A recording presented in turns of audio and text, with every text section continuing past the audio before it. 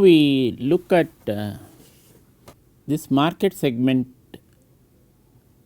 with respect to toothpaste. That is the toothpaste market segment. We describe the different segments. The segment name, we have this is a study which was done some years back. So, what are the types of users of this toothpaste? We called it the sensory segment. What is the sensory segment? Those who are very fond of the flavor of the toothpaste, the appearance of the toothpaste itself, that is the product appearance. Then the second segment could be what we call the sociables, that is their youth. They are looking at the brightness of their teeth by using this particular toothpaste. The third segment we called them the warriors. What is this warriors? They are basically using the toothpaste for prevention of decay. Then the last segment we called it the independent segment. So, they are different. They may like to use a costly priced toothpaste, generally men, heavy users, looking at brands of sale, looking at high autonomy, then value oriented people. The sensory segment, when you look at what is the type of benefits, where do you actually put them? If the principal benefits sought for the sensory segment, that is basically the children, is the flavor and the product appearance. For the sociables, it is the brightness of teeth. For the warriors, it is the decay prevention. For the independent segment, it is the price. Then what is the demographic strengths of these segments? If you look at the sensory segment, basically children, sociables, teens and young people. Warriors are the large families, the independent segments are the men. When you look at the special behavioral characteristics, if you look at these children, they would like the spearmint flavored toothpaste coming to them, some sort of mint attached to that. Then sociables, basically smokers. Then warriors are heavy users of this toothpaste. Similarly, the independent tech segment are also heavy users of the toothpaste. Now, when you look at brands disproportionately favored, children favored this Colgate, and there used to be a toothpaste called Signal Stripe, which is not coming now, which was flavored, which used to find favor with the children. Then the sociables used to use what is this Maclean's toothpaste. It used to carry that white and ultra bright caption, that is, you use the Maclean's toothpaste, your tooth will be white as well as ultra bright.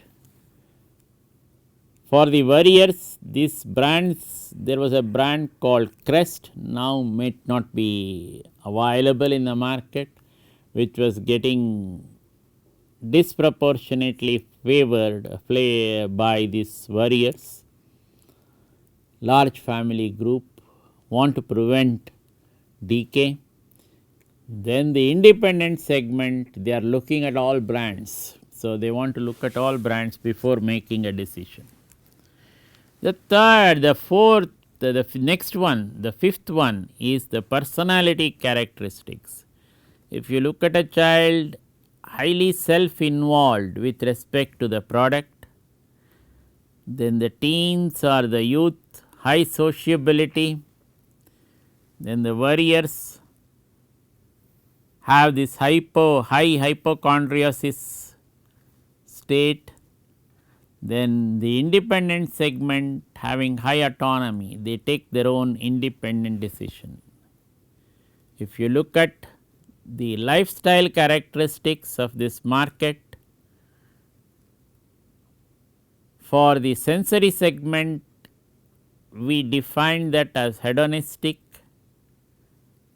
where you have a high self involvement with the product. Then the sociables are active users, the warriors are conservative, the independent segment is value oriented. So, a study which was done some years back, some of these products might not be in use now, but helps you to understand how you can segment the market for a ubiquitous product like the toothpaste.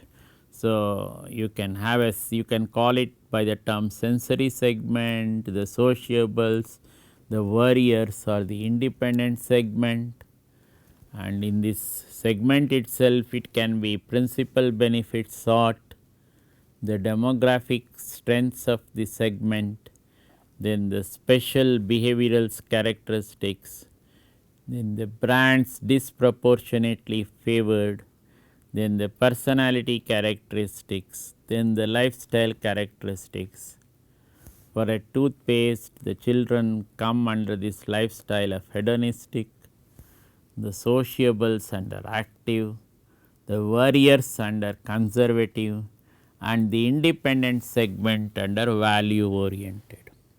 So, this is how you can segment the market, and in this slide we give an elaboration of the marketing mix, the 4 P's of the marketing mix, that is a product, place, promotion and price. If you look at the product, what are the elaboration of the first P, that is the product? It can be the quality of the product, the features and options, then the style, brand name, packaging, product line, warranty, service level and other services, all coming under the first P of the product marketing mix. The second P, that is a place, it has distribution channels, distribution coverage, outlet locations, sales territories, inventory levels and locations and transportation carriers. Then what is the third P? The third P is the promotion.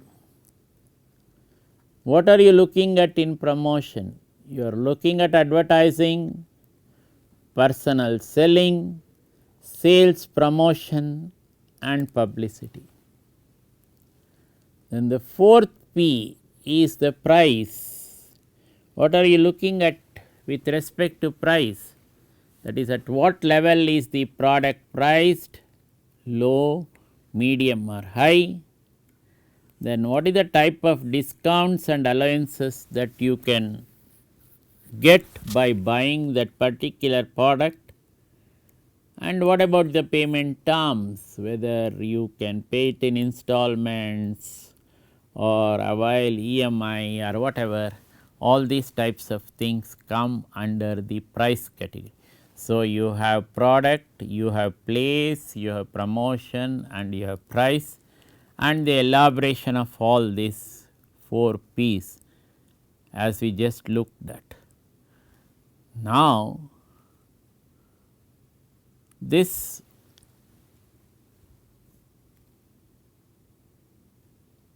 segmentation itself, one of the well known institutes like the Stanford, gave the Wahl's segmentation system. What is this Wahl's standing for? Wahl's stands for the value added lifestyle. This is in fact the trademark of that whole this thing. So, this Wahl's network, if you look at this Wahl's network referred to as the Wahl's segmentation system, it has got 3 compartments. One is the ideals, second is the achievement, third is the self expression. Suppose you are an innovator, you are on the top here, you are characterized by this high resources and high innovation. So, if you are looking at the third box here, you are looking at the top on high resources and high innovation. The bottom refers to low resources and low innovation, that is, they are coming under the category of survivors. They are somehow surviving in the marketplace. The primary motivators could be your ideals. They are actually believers, thinkers. From thinkers, they move in the achievement with respect to achievers, then experiencers, that is, they experience this whole product. Then the believers are strivers, then the makers of this particular product. So, you have in this network on the top what is called the innovators, at the bottom what is called the survivors. So, the innovators are characterized by this high resources, high innovation, where they become innovators. When they are with low resources and low innovation, they are basically survivors. So, the primary motivation could be all this. It could be ideals, ideals could be thinkers, believers, achievement could be with respect to achievers, survivors, strivers, then self expression could be with respect to experiencers and makers. So, this Wahl's segmentation system, depending on the characteristics of the segment, you can put under each of these boxes, thinkers or achievers or experiencers or believers or strivers or makers with respect to your product or product line. Now, what is presented in this slide are 9 marketing mix strategies. These 9 marketing mix strategies are presented according to 2 attributes. One is the product quality, second is the product price. So, depending on the product quality and the price, you can have 9 marketing mix strategies. Suppose your product is a high quality product and you are pricing it high, let us say, that is called the premium strategy. So, your product is a high quality product, you are pricing it high, you are operating in this premium strategy. What could be an example of this premium strategy? You can find a large number of examples. So, this L'Oreal products in the women's category, considered a high quality product and a high priced product operating in the premium strategy. Suppose your product is not that high quality product, suppose it is a medium product, suppose it is a, let us say you are pricing that product medium, but yours is a high quality product. Then what are you trying to do? So, you are having a high quality product, but you are pricing it medium, not pricing it high. Why you may be doing that? You may be doing that to penetrate the market. Take the example of this Atta market, different brands. You have Ashirwad, Atta, you have this what do you call, so many other brands which are operating, local brands, other these things which are operating in the market. So, when these local brands are coming in, they also claim that their product is a high quality product, but compared to this Ashirwad which is operating in the premium category, they would like to price it a little lower. So, it is a medium priced product, but a high quality product according to them. Why are they doing that? They want to penetrate the market, that is these well known brands, they have occupied a market space already. So, in order to penetrate the market, you have to do this type of pricing.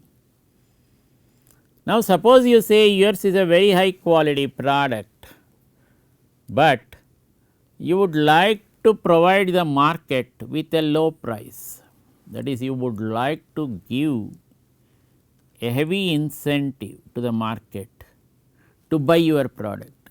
So, many of these what do you call milk products which are brought, which are even sell Nilgiris. So, many of these milks with different these things flavors. One could be strawberry, chocolate, then this rose milk.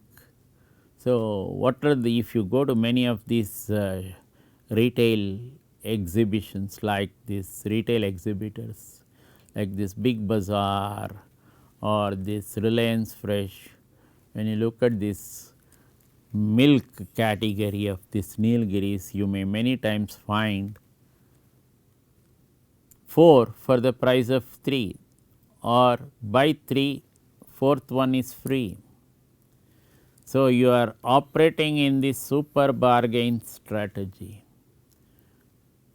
Your product is a high quality product. Suppose you took that particular milk of Nilgiris, one bottle only, it would have costed you 33 rupees or 30 plus rupees, but this 30 plus rupees, when you are operating, when you are taking 3 of them, the fourth one is coming free. Similarly, when your product is a medium quality product, but you are pricing it high, this is called overpricing strategy. Your product is a medium quality product, but you are pricing it high. So, this is called an overpricing strategy.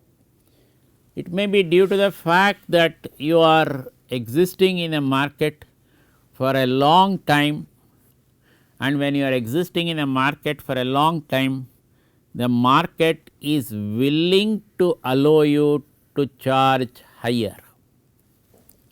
Okay. Some of these well known brands, they do this overpricing. It can be with respect to consumer durables, or it can be with respect to usual products like your soap powder or detergents, things like that, where your product is a medium quality product, but priced overpriced. Because of the brand name, it may absorb that pricing.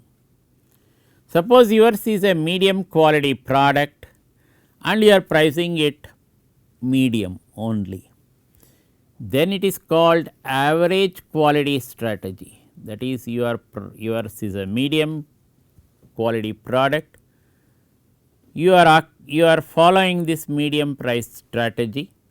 So, this is called average quality strategy.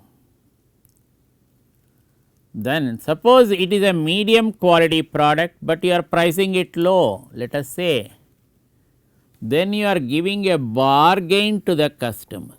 So, suppose you say instead of 10 rupees for the product, you give it at 9 rupees. So, many of the biscuits which are sold in different markets like your Big Bazaar or this Reliance Fresh and many of those typical stores, you find that the retail market price of that particular biscuit will be at one level, but what is sold is at a lower level, giving a bargain to the customer. Suppose the product is a low quality product and you want to price it high. In marketing terminology, we call it hit and run strategy. Why it is called a hit and run strategy? You are not sure of how the market is going to react to this high price. It is very probable that the market might react angrily for this low quality product being priced high. So, you may find many of these players disappearing. They put the product into the market, they priced it high, and after a few months you do not find them at all in the marketplace. So, this is where we call it as hit and run strategy. Suppose your product quality is low and you are pricing it not high but medium. Then in marketing terminology, we call it as shoddy goods strategy. What is a shoddy goods strategy? Your good is a shoddy good. For that also you want a relatively high price, though it is medium.